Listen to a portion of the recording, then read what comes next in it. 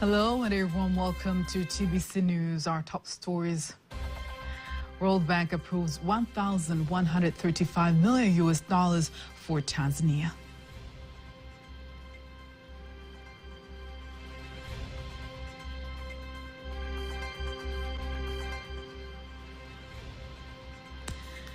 NFRA guarantees food security in Zanzibar.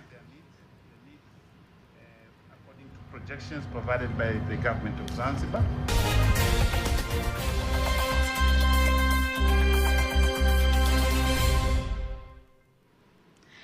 Good evening, I am Faida Ngaga. You can also follow us live via our YouTube channel, TBC Online. Also, get all the latest news through our Instagram, Facebook, and X pages at TBC Online. World Bank Board of Executive Directors has approved 2 new financing operations for Tanzania, which include a $750 million development policy financing operation, DPF, set to support private sector-led recovery in Tanzania, and $385 million for phase 2 of the Dar es Salaam Metropolitan Development Project, DMDP, to improve urban services, institutional capacity, and climate resilience in Dar es Salaam. Here are more details. The Tanzanian second inclusive and resilient growth development policy financing, which builds on the success of the first DPF approved in December 2022, will leverage International Development Association IDA financing to address longer-term structural challenges that have hampered economic growth and unleash private sector-driven recovery by providing a significant boost to ongoing reforms that are aimed at improving the business climate, strengthening the management of state-owned enterprise, improving transparency, and fostering economic resilience. The World Bank Vice President for Eastern and Southern Africa, Victoria Kwakwa, says the World Bank commends the government of Tanzania for adapting reforms to foster more inclusive, private sector-driven and resilient growth while navigating challenges posed by unprecedented global events. Development Policy Financing DPF aims to address business licensing requirements, access to credit, and public sector debts, including value-added tax refunds. Thanks to new financing, the second phase of the DMDP will focus on climate-smart priority infrastructure, integrated solid waste management infrastructure and services, and strengthening urban institutions. The National Food Reserve Agency, NFRA, has signed a memorandum of understanding with the Ministry of Agriculture, Irrigation, Natural Resources and Livestock of the Revolutionary Government of Zanzibar for the purchase and storage of food crops, especially rice, on behalf of Zanzibar. This follows a shortage of rice production in the Isle, whereby this year Zanzibar has produced 43,628 tons compared to the actual demand of approximately 120,000 tons of rice that is used per year in the islands. Rehema Sababili has more.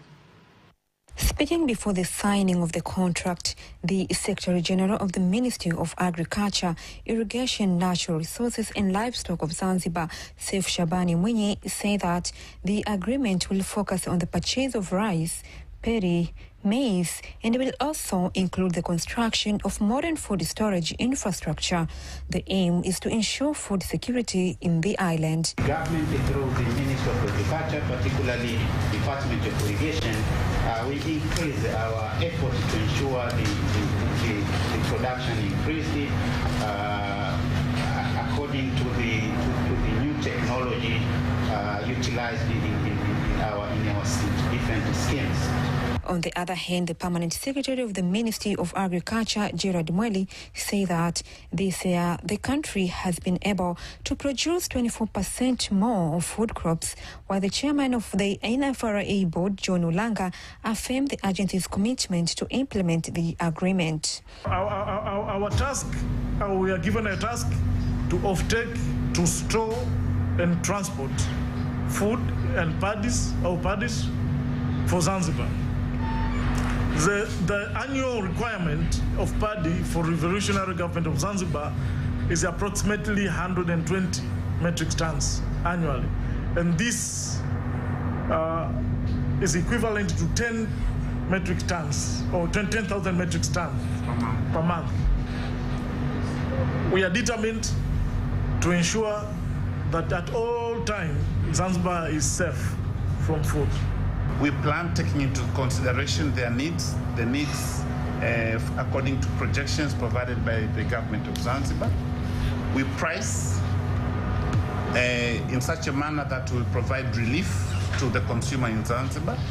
We store enough for us to provide not only for the needs of the people in Tanzania mainland, but also for the needs of the government of the people in Zanzibar. However, the cassava has been named as the second food crop in the island, where for the year 2022, approximately more than 200,000 tons were produced compared to 180,000 tons of cassava produced in 2021. Reporting from Dar es Salaam, Rahima Sibabili, TBC News.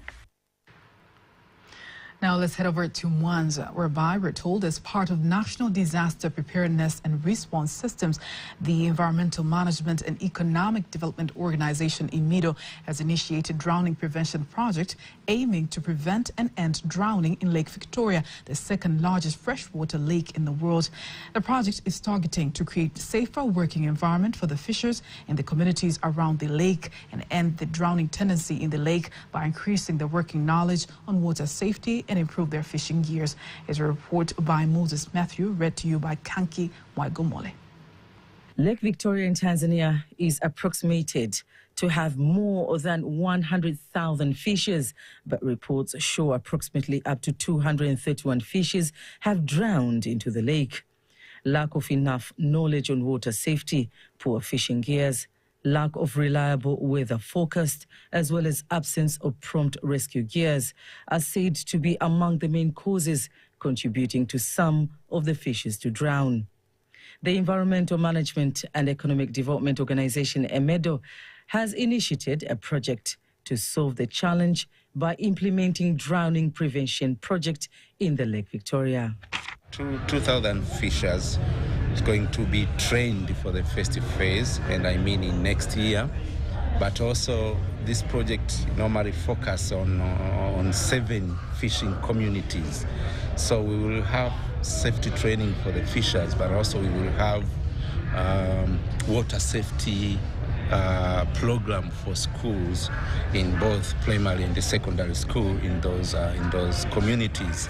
That is to support these children being in a position of understanding the risks that are surrounding them, especially when they go down to the lake. The project, which will be implemented for 3 years in Muleba, Musoma, Rulo, Nyamagana and Ukerewe districts, is introduced to the fisheries stakeholders in the Mwanza region. The first output is spreading awareness, water safety awareness to both school children but also to the fishing communities, delivering weather information, make sure that the weather information reaches the community, especially the fishing communities, but also another output is on the first response. Whenever there's an incident in the lake, how do the communities organize themselves to go and deliver help to whoever that is facing an accident in the lake? Furthermore, Mwanza Regional Administrative Secretary Balandia Elikana gives directives to fisheries stakeholders during the meeting. Each one of us will participate in carrying out our responsibilities fully to reduce drowning cases facing our fishermen and enable them to carry out their activities safely and efficiently. Fishing sector is contributing to 7% of Mwanza regional gross domestic product, GDP, while the sector is employing approximately 1 million residents in the region. The facilitators actually, they have come up with some devices like life jackets, the types of life jackets which are quite affordable to these many fishermen. So by the end of this program, I believe many lives of fishermen will be saved. Now from Mwanza, let's come back to Dar es Salaam, whereby the Capital Markets and Securities Authority, CMSA Tanzania, has received a delegation from the Capital Markets Authority of Burundi, CMA, which includes members of the Board of Directors, management, and a team of experts for a 5-day training visit, which aims at learning success stories of the authority. Speaking to journalists in Dar es Salaam, the Chief Executive Officer of CMSA, CPA Nicodemus Mkama, says the arrival of the delegation from Burundi follows the success achieved by the authority in the capital markets in Tanzania, whereby new and innovative products have been approved and listed in the stock market, resulting into capital markets revolution. The delegation from Burundi has chosen to come to Tanzania following the number of innovative and new products that are happening in the market. Recently, as you have noted, there have been quite a number of successful issuances of green bonds, social impact bonds, and Sharia-compliant bonds. Furthermore, CPA Mkama adds that CMSA Tanzania will continue to cooperate with CMA Burundi to achieve efficient capital markets and stimulate growth of the financial sectors and the economy in East African community, while the executive of CMA of Burundi elaborates more about the purpose of the visit. Tanzania is implementing very well the common market protocol in the capital market, as there are no restrictions in the equities that are listed on the stock exchange, but also there are no restriction for participation of investors for corporate bonds as well as investment in their collective investment scheme. This is going to be a very good initiative as we integrate East Africa capital market as part of the East Africa integration. We are here to learn from the way they set up their market also in 1994, because it was also a project for the government that passed through the central bank, and that model is the same as we are doing also in Burundi. That's why it's a very good example for us.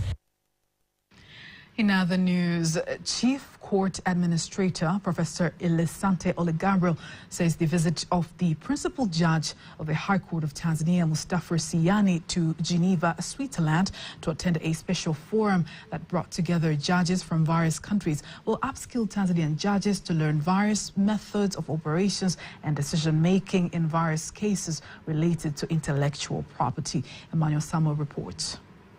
The Chief Court Administrator of Tanzania, Professor Elisante Olegabriel, made the remarks during a meeting with journalists in Dar es Salaam, where he says the visit has great benefits not only to the court, but to the nation as a whole. And we thought it is necessary to inform that at the Judiciary of Tanzania, we have the plan to make sure that our judges and magistrates are getting the necessary knowledge to ensure that the knowledge about the managing the cases related to intellectual property is well acquainted and given to our judges and magistrates. By doing so, we are also attracting more investors, because we want to get the confidence of local and international investors once they know that when there are some issues related to intellectual property, then they will be handled properly. Professor Olegabriel adds that the excellent collaboration between the Judiciary of the United Republic of Tanzania and the World Intellectual Property Organization, WIPO, will further strengthen the partnership and enable all to work together towards the common goals. We believe this kind of undertaking will enable the local and international cases related to intellectual property to be managed more scientifically. And we thank a lot the principal judge, Honorable Mustafa Siani, for the way also he presented the country, the way he had been engaging with the Director General. To us, that is quite a mileage. In 2019, the Judiciary of Tanzania started to work together with the World Intellectual Property Organization, WIPO, aiming at building the judiciary capacity and ensure excellent delivery of justice in the area of intellectual property. Reporting from Dar es Salaam, Emmanuel Samuel, TBC News. Thank you, Emmanuel, for that report.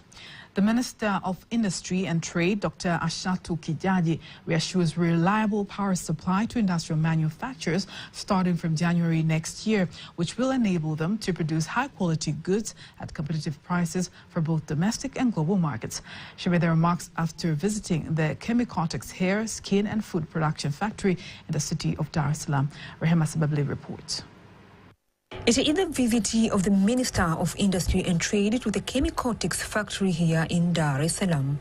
She's here to speak with the workers and emphasize on the government's effort to foster conducive investment, which aims at attracting more investors to ultimately create more employment opportunities for Tanzanians. Speaking at the factory, Dr. Kijaji says the government continues with its effort to ensure reliable electricity supply upon the completion of Mwalimu Nyerere Dam. We understand we had power before and we have power even now, but it's not enough because Tanzania is growing so fast. Our economy is growing. We are seeing new factories that are emerging so fast in this country. So that explains we need more power. And the government is just doing a lot to make sure that we have a reliable power supply in our factories. That's why 90% of the investment in Mwalimu Nyerere Dam is almost complete. And we are expecting by January, February 2024, all these problems with power that we had. On the other hand, the executive chairman of the factory, Yogesh Manek, say that they are satisfied with the way the government is handling investment challenges, starting with the regulations and policies. Samia Suluhu Hassan, who under her leadership is a very clear vision. Private sector is the engine of growth. We need to grow, we need to develop as private sector, keep on paying our taxes so that the government can also in turn do their job. And it's a very clear message, and that is what is helping us, and we are wholeheartedly investing, not looking back. And next year I think we'll have far more investment coming in. We are looking at another $20 million of investment next year in this company alone. The factory has currently provided 1,000 direct jobs, while its products are sold in 6 countries in Africa, including Kenya, Zambia, Uganda, and the DRC Congo and Tanzania. Reporting from Dar es Salaam, Rehema Sababili, TBC News. Now, before we wind up the local news, let's take a look at today's exchange rates according to the Bank of Tanzania, BOT.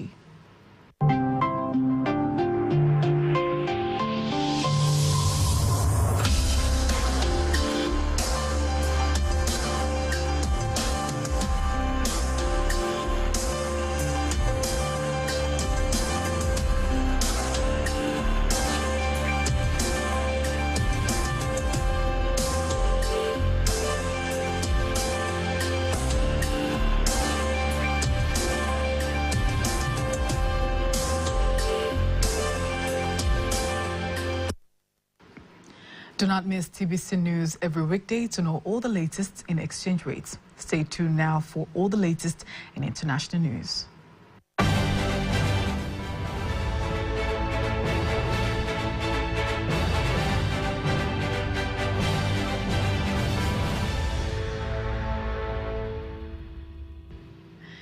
Now let's dive deep into the international news as compiled and read by Nyambona Masamba. The polling stations in Democratic Republic of Congo, DRC, have closed. Counting votes has begun in Lubumbashi, a town of the southern region of the vast center, the African nation. The election, which started against a backup, the economic challenges and accusation of irregularities, features incumbent President Felix Tshisekedi facing a fragmented opposition. The voting process has been marred by administrative chaos and delays, preferring fears that the Electoral Commission was ill-prepared for a ballot in a conflict. Report of voters discovering their names missing in front of electoral roll has surfaced the rare complicity to enroll too much as election. Reports of voters discovering their names missing in front of electoral roll has so far faced ray of a complicity to enroll too much as election. A former Rwandan doctor has been jailed 24 years by French court for his involvement in the 1994 genocide. So Stephen Munyamena was once found guilty, genocide, crimes against humanity, and participation in conspiracies to be barred these crimes. The 68-year-old former gynecologist was accused of helping draft a letter for the interim government that supervised the killings of the Tutsi. He was also accused of participating in meetings that organized roundups of Tutsi civilians in the southern Rwandan region in Butare, where elite at that time were heading to West Africa. The Nigerian government has offered free train rides, a slash by 50% public transport fares across the country during the festival seasons. It is aimed to ease financial strains associated with holiday travelers to visit their loved ones and on returns without stress. An extra cost imposed by high cost of transport around the period. According to the Minister of Oil Mineral Development, the discounts on interested fares and free train rides will take effect as from December 21st this year and January 4 next year.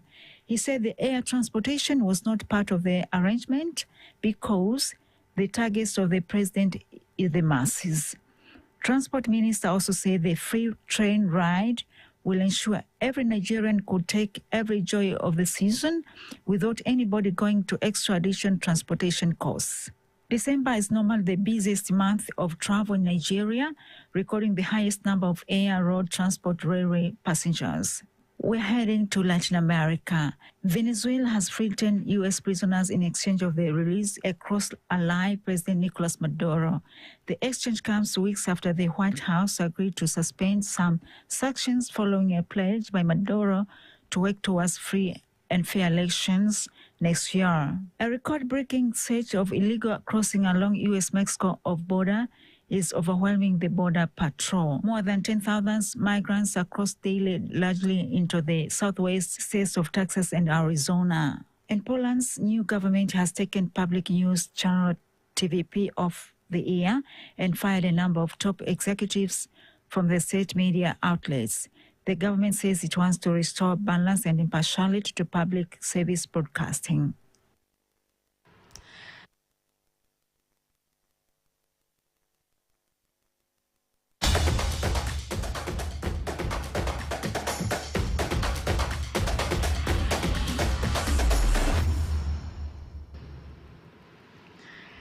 And in sports news, Fofar FC fullback Roberto Nditi admits it is crazy he might go from playing at Peterhead in Scottish League to facing World Cup semi-finalist Morocco in the Africa Cup of Nations AFCON.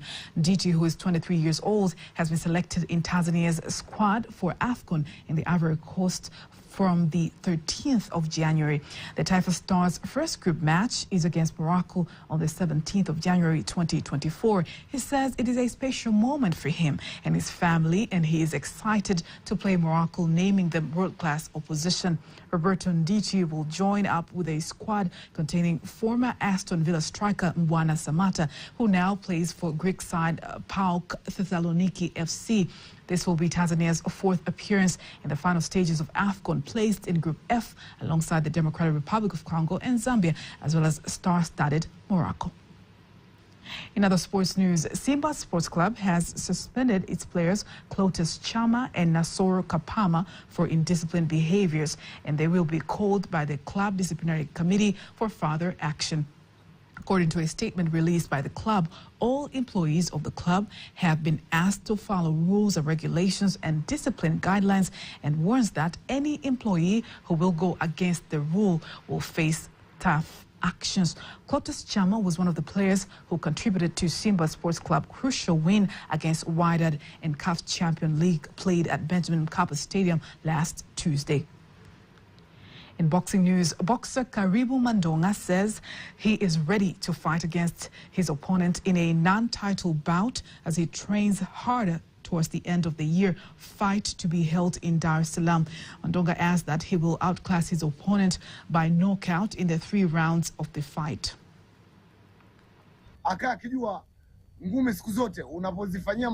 He has to understand that every day when we do training, we improve quality of fight. I believe that I'm going to beat my opponent. I have already know his tactics. he will never finish third round of the fight. Na huyu bwana akimaliza raundi 3 za kufungia mwaka.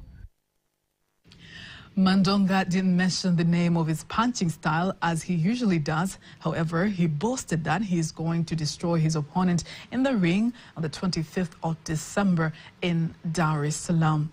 And on that note, we are ending our news bulletin for tonight. Do not miss our next bulletin in Kiswahili at 11 p.m. I am Tbcnews. Good night.